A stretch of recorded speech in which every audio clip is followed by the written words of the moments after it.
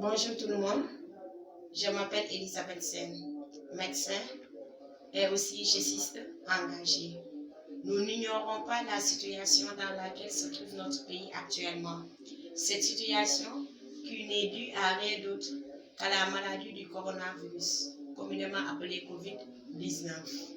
Nous notons bien que ce virus est apparu pour la première fois en Chine en décembre 2019. Comment se transmet-il? La plupart du temps, la transmission se fait par l'intermédiaire des gouttelettes d'eau émises lors de la toux ou bien lors de l'éternuement. Par ailleurs, d'autres moyens et modes de transmission ont été notifiés, notamment quand on porte une main souillée au niveau du visage, au niveau des yeux, au niveau du nez et au niveau de la bouche. Il est à souligner que le virus peut vivre pendant 3 heures de temps sur des surfaces inertes sèches. Le virus aussi peut vivre 6 jours dans l'humidité. Quels sont les symptômes qui sont associés à ce virus? La symptomatologie se présente comme la symptomatologie de la grippe, c'est-à-dire des maux de tête, des douleurs à la gorge, des sensations de nez bouché ou d'écoulement nasal, et aussi on peut avoir de la toux.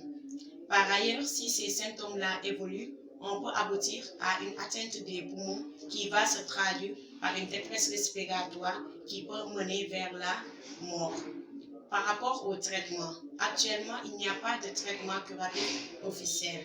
Le traitement repose en majorité sur les mesures de prévention, c'est-à-dire tousser sur un mouchoir et aussitôt jeter après utilisation. À défaut d'avoir un mouchoir, tousser sur le pli du coude, se protéger des personnes qui toussent, c'est-à-dire garder une distance par rapport à elles, et aussi le lavage systématique et proprement des mains. Il faut aussi par ailleurs respecter les mesures adoptées par les autorités politiques et administratives, c'est-à-dire éviter le rassemblement dans les lieux publics.